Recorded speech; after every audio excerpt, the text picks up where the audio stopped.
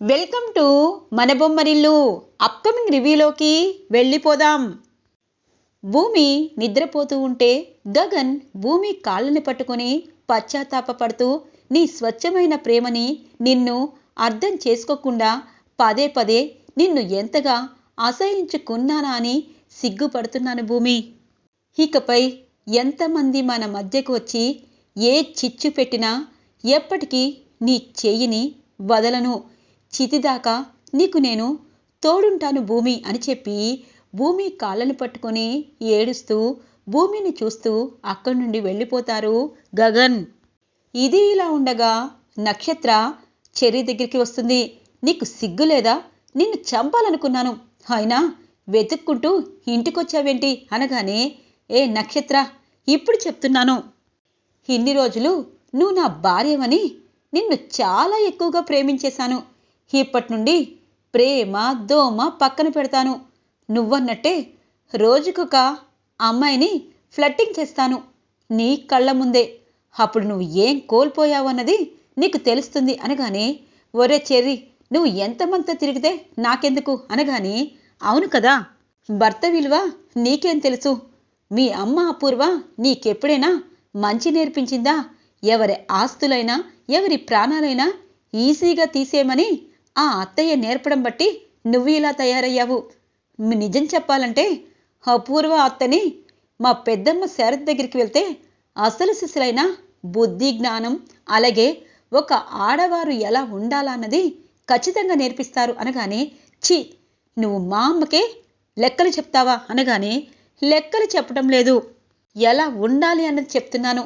ఇప్పుడు చెప్తున్నాను నక్కి, నీకు అలాగే అపూర్వతకి ఈరోజు నుండి షాక్ ట్రీట్మెంట్ ఈ చెర్రీ ఇవ్వబోతున్నాడు అని చెప్పి అంటారు చెర్రీ.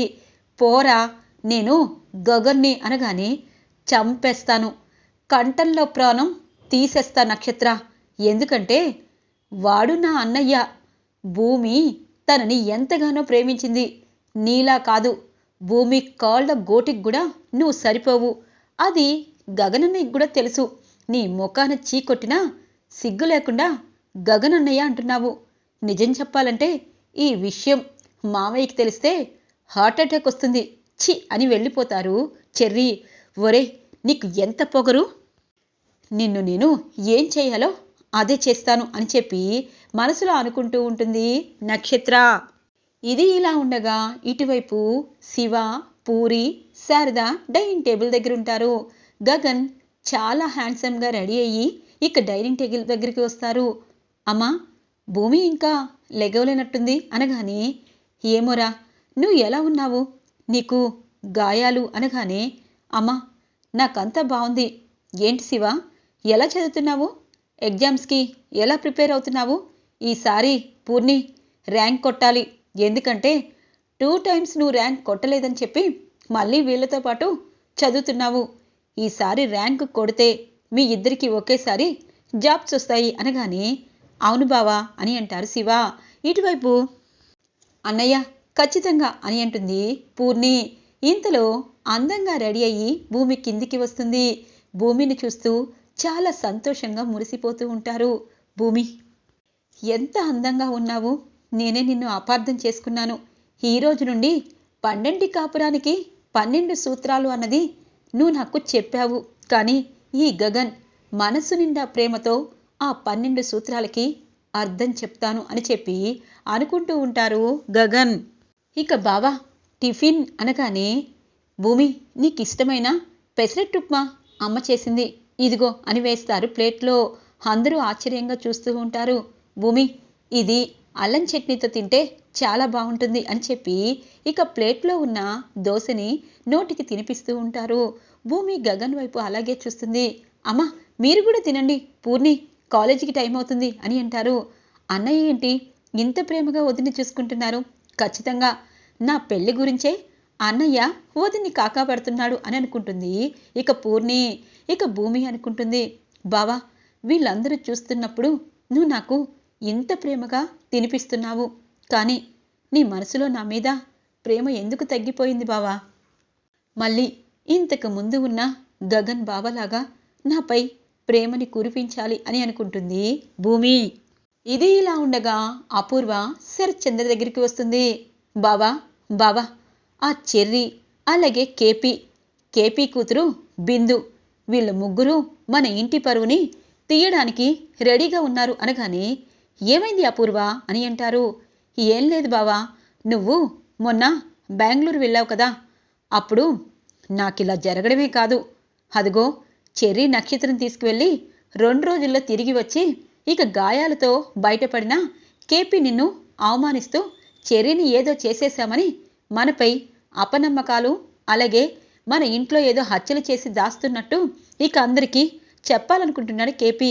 ఇక ఇటువైపు తన కూతురు, చిన్న కూతురు, తనకి ఇప్పుడే మొగుడు కావలసుకొచ్చాడు బావా అని అంటుంది. అపూర్వ, ఏం మాట్లాడుతున్నావు? బిందు చిన్నపిల్ల, కాలేజ్ చదువుకుంటుంది కదా అనగానే, కాలేజీ చదువుకొని గోల్డ్ మెడలిస్ట్ అయితే నాకేం ఇబ్బంది లేదు బావా, మన ఇంటి పరువు తీయాలనుకుంటుంది అని చెప్పి ఇక ముసిగేసుకొచ్చిన ఆ వ్యక్తి ఇక మొత్తం బిందు గురించి చెప్తుంది.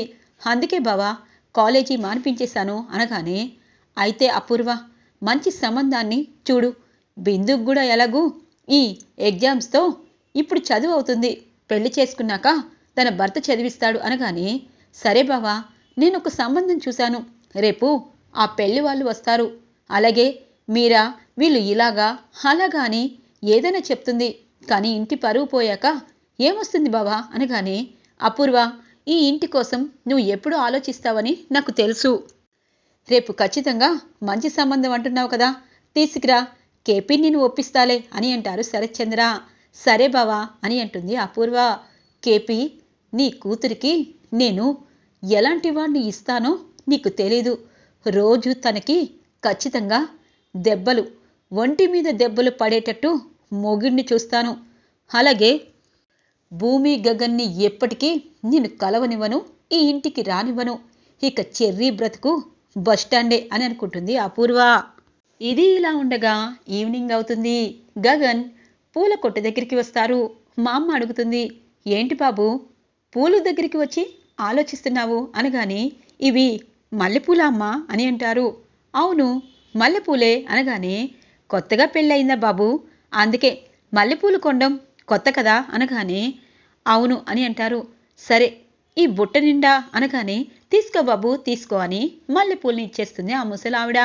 ఇక గగన్ పూలు పట్టుకొని హాల్లోకి వచ్చి, భూమి ఎక్కడ కనిపించడం లేదేంటి, అమ్మ పూర్ణి శివ లేని టైంలో భూమిని దగ్గరగా తీసుకొని ఈ పూలు పెట్టాలి, భూమి 12 సూత్రాల్లో ఒక సూత్రం నేను చేసేస్తాను అని అనుకుంటారు.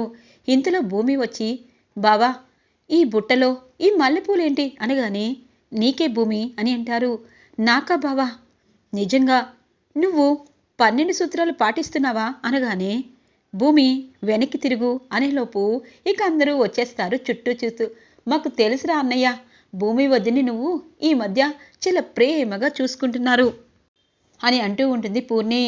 అమ్మ, భూమి చెప్పినట్టే ఈ ఇంటి కోడలు భూమినే, అలాగే మన పూర్ణికి కూడా పెళ్లి చేయాలనుకుంటున్నాం కదా అనగానే, అవునా బావా అని అంటారు శివ.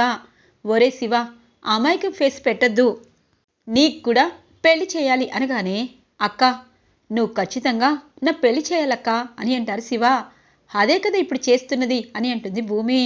మరే వదిన, ఈ శివ చాలా అమాయకుడు అన్నట్టు ఉంటాడు, కానీ కాలేజీలో ఎలా ప్రవర్తిస్తాడో నీకు తెలియదురే అనగానే, హే పూర్ణి, కాలేజీ విషయాలు ఇక్కడ చెప్పకూడదు అని అంటారు శివ. ఇక అందరూ వాళ్ళిద్దరిని చూసి నవ్వుకుంటూ ఉంటారు. ఇక భూమి, బావా మీతో నేను మాట్లాడాలి అనగానే, భూమి మాట్లాడడం ఏంటి, నన్ను కొట్టు అని అంటారు. బావా, భర్త ఎప్పుడైనా భార్యని ఎప్పుడూ ప్రేమగా పిలవాలి, అలాగే భార్య భర్త చెప్పినట్టు వినడమే కాదు తను కూడా సలహాలు ఇవ్వాలి, నువ్వేంటి నన్ను కొట్టమంటున్నావు అనగానే, రా భూమి మాట్లాడదు అని చెప్పి పైకి తీసుకువెళ్తారు. భూమిని వెనక నుండి పట్టుకుంటారు గగన్. ఇక భూమి ఒక్కసారిగా, బావా వదలండి, ఇక్కడ అత్తయ్య పూర్ణి శివ లేరు అనగానే, ఏమైంది భూమి అని అంటారు. బావా నిజం చెప్పాలి అంటే, ఒకప్పుడు మీ కళ్ళల్లో ప్రేమ కనిపించేది, ఇప్పుడు ప్రేమ కాదు కోపం కనిపిస్తుంది, నేను పదే పదే తప్పు చేశానని నేను చెప్పే ప్రతి మాట అబద్ధమని మీ గుండె లోతుల దాకా తీసుకున్నారు. మీకు నేను మనస్ఫూర్తిగా ప్రేమిస్తున్నాను, ఈ ఇంటి కోడల్ని, మనిద్దరి పెళ్ళి ఎలా జరిగింది అన్నది కూడా చెప్పలేని పరిస్థితి. చెప్పు బావా, ఇప్పుడు నువ్వు నటిస్తున్నావు కదా అనగానే భూమి అని అంటారు. బావా, పూర్ణి శివ ఇద్దరు ఒకరికి ఒకరు ప్రేమించుకున్నారు. వాళ్ళకి ఎటువంటి ఇబ్బందులు రానివ్వకుండా మనం దగ్గరుండి పెళ్లి చేయాలి. అంతేగాని ఇకపై ఇలా డ్రామాలాడుతూ బ్రతకద్దు బావా, జీవితాంతం డ్రామానే అవుతుంది అనగానే భూమి, నువ్వు చెప్తున్నది నిజమే. నాకు నిన్నటిదాకా, అంటే ఆ ఏసీపీ సూర్య అరెస్టు చేసేదాకా నీ గురించి తెలీదు, నీ గొప్పతనం గురించి తెలీదు. మీ నాన్న అపూర్వ ఆడిన ఆట నువ్వు కావాలని ఆడుతున్నావని అనుకున్నాను. నీపై కోపంతో రగిలిపోయాను. కనీసం నువ్వు ప్రేమగా పిలిచినా నిన్ను అసహించుకున్నాను. అందుకే దేవుడు నాకు అసలు భూమి ఏంటి అన్నది చూపించాడు. ఆ సూర్యకి చుక్కలు చూపించావు. నా కోసం నువ్వు కష్టపడ్డావు. ఇది చాలదా భర్తకి భార్య చేసిన గొప్పతనం? ఇక నిన్ను అర్థం చేసుకోకపోతే నేను గగన్నే కాదు భూమి అనగానే బావా అని చెప్పి ఇక గగన్ కౌగిలించుకుంటుంది భూమి. భూమి, నాకు నిజంగా నీకు సారీ చెప్పాలా, లేకపోతే నిన్ను ఎలా చూసుకోవాలో నాకు అర్థం కావట్లేదు అనగానే బావా, చాలు, నీ గుండెల్లో నాకు చోటు దొరికింది, అది చాలు, నాకు ఈ జన్మకి చాలు. నువ్వు ఇంకా బాధపడొద్దు బావా, నువ్వు నన్ను నమ్ముతున్నావు అనగానే భూమి, మనం ఎప్పుడు ఇలాగే సంతోషంగా ఉండాలి అని చెప్పి అంటూ ఉంటారు గగన్. సరే బావా, పూర్ణి శివ పెళ్ళి త్వరలో అయిపోతే వాళ్ళు కూడా హ్యాపీగా ఉంటారు అనగానే అవును, వాళ్ళిద్దరు చదువులు పూర్తయిపోయాక మనమే దగ్గరుండి పెళ్లి చేయాలి. సరే, మనం పార్కు వెళ్దామా అని అంటారు. బావా, నువ్వు ఇలా అడుగుతూ ఉంటే నేను స్వర్గానికి కూడా వచ్చేస్తాను అనగానే స్వర్గానికి ఇద్దరం వెళ్దాంలే, ఇప్పుడు పార్క్కి వెళ్దాము అని చెప్పి గగన్ భూమిని తీసుకొని పార్క్కి వస్తారు. ఇటువైపు చెర్రీ శరత్చంద్ర దగ్గరికి వస్తారు. మామయ్య, పార్క్కి వెళ్తున్నాను, నక్కి రానంటుంది అనగానే అమ్మ నక్షత్ర, ఒకసారి రా అని అంటారు. నాన్న, నేను చెర్రీ పార్క్కి వెళ్తున్నాము అని చెప్పి ట్విస్ట్ ఇస్తుంది. ఓకే అమ్మా అని చెప్పి ఇద్దరిని పార్క్కి పంపిస్తారు శరత్చంద్ర. ఇక చెర్రీ అక్కడ ఒక అమ్మాయిని సెట్ చేస్తాడు. ఇటువైపు నక్షత్ర, ఏంట్రా మా నాన్న దగ్గర నన్ను ఇరికిద్దామనుకున్నావు, కానీ నీ పప్పులేం ఉడకవని నేనే వచ్చాను, పార్కులో ఏం చేద్దామని అనగానే అయ్యో నక్కి, ఇదిగో ఇక్కడ ఈ అమ్మాయిని ఇప్పుడు ఈరోజు హ్యాపీగా చూసుకోవాలనుకుంటున్నాను. హే ఐశ్వర్య, ఎలా ఉన్నావు అనగానే హాయ్ చెర్రీ, నేను చాలా బాగున్నాను. అప్పటి కాలంలో నిన్ను చాలా అంటే చాలా ప్రేమించాను, కానీ ఇప్పుడు నువ్వు ఫోన్ చేస్తే పరిగెత్తుకుంటూ వచ్చాను అని అంటుంది ఐశ్వర్య. నువ్వు పరిగెత్తుకుంటూ రాకపోయినా నిన్నే ప్రేమిస్తాను రా అని చెప్పి చేయి పట్టుకుంటారు. చెర్రీ అని అంటుంది. ఈలోపు గగన్ భూవి కరెక్ట్గా పార్క్కి వస్తారు. చెర్రీ ఐశ్వర్య అనే అమ్మాయి చేయి పట్టుకోవడం గగన్ చూస్తాడు. చెర్రీ చెంప పగలగొడతాడు. చెర్రీ, ఏం చేస్తున్నావు అనగానే అన్నయ్య మీరా అని అంటారు. ఇక నక్షత్ర, చూసావా గగన్ బావా, ఇది చెర్రీ బాగోతం, నన్ను బలవంతంగా పెళ్లి చేసుకొని ఆ అమ్మాయితో ఊరేగడం కోసం నన్ను తీసుకొచ్చాడు అనగానే ఆపవే, నువ్వు ఇంకా ఎందుకు మాట్లాడుతున్నావో అర్థం కావట్లేదు.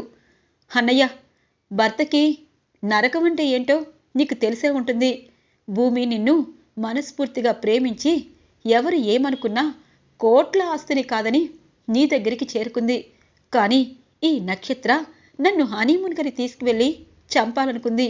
అలాగే వీళ్ళమ్మ దీనికి వంత పాడుతుంది, దీనికి బుద్ధి రావాలంటే అనగానే చూడు చెర్రీ, భార్యకి బుద్ధి రావాలని భర్త అనుకోకూడదు. చూడు నక్షత్ర, నువ్వు ఎందుకు చెర్రీని కాదంటున్నావో నాకు తెలీదు, కానీ చెర్రీ బిజినెస్లో బాగా రాణించాలని కోరుకుంటున్నాను. ఇప్పుడు చెప్తున్నాను, నేను చెర్రీతో పెద్ద బిజినెస్ చేయిస్తాను. అలాగే నీకు చెర్రీ సరైన పార్ట్నర్. చెర్రీ చాలా మంచివాడు. ఇకపై నీ మనసులో ఉన్న వేరే ఉద్దేశాలన్నీ పక్కన పెట్టు. భూమి నా ప్రాణం, ఎప్పటికీ భూమినే నా భార్య. ఇంకొక అమ్మాయి వైపు కూడా కన్నెత్తి చూడను. అది నువ్వు గుర్తుపెట్టుకుని చెర్రీని అర్థం చేసుకో.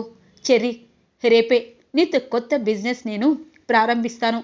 అలాగే ఒకరి ఇంటిలో మీరు ఉండాల్సిన అవసరం లేదు. బిజినెస్ డెవలప్ చేసి మీ నాన్నని, మీ అమ్మని, మీ చెల్లిని బయటికి తీసుకురావచ్చు అని అంటారు. బావా థ్యాంక్ యూ సో మచ్. ఎందుకంటే కృష్ణప్రసాద్ మామయ్య ఇల్లరికం అల్లుడు అని అదిగో అపూర్వ ఆటలు సాగిస్తుంది.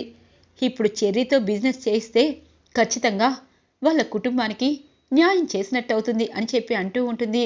చెప్తా, మీ అందరి సంగతి చెప్తే మా నాన్నకి మీకు ఎలాంటి బంధం లేకుండా చేస్తాను అని అనుకుంటుంది నక్షత్ర. ఈరోజు రివ్యూ ఇలా ఇంట్రెస్టింగ్గా ఎండ్ అవుతుంది ఫ్రెండ్స్. రాబోయే రివ్యూ కోసం మా ఛానల్ని సబ్స్క్రైబ్ చేసుకోండి.